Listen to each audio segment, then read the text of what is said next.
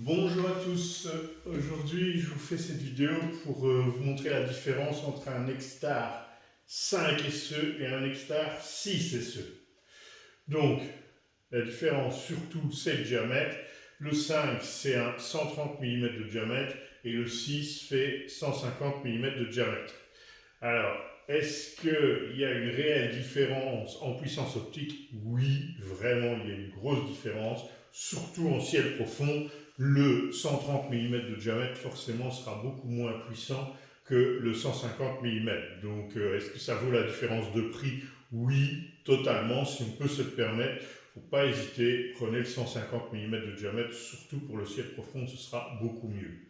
Est-ce qu'il y a une énorme différence d'encombrement? Ben non, en fait, ils ne sont pas beaucoup plus...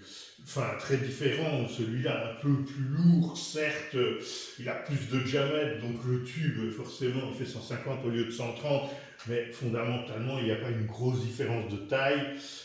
Quand on passe du 130 au 200, là, oui, c'est sûr que le 200, ça commence à devenir un peu plus lourd, un peu plus gros, mais sinon, voilà, c'est pas extraordinaire comme différence de poids ni de taille.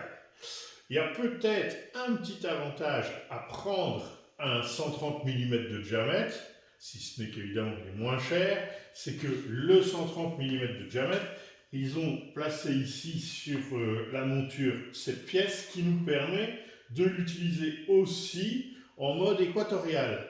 Donc ça c'est un avantage, le suivi sera beaucoup mieux qu'en mode azimutal. Maintenant, attention, ça ne va quand même pas devenir un suivi aussi bien que si on avait une monture équatoriale, une Q5 ou autre.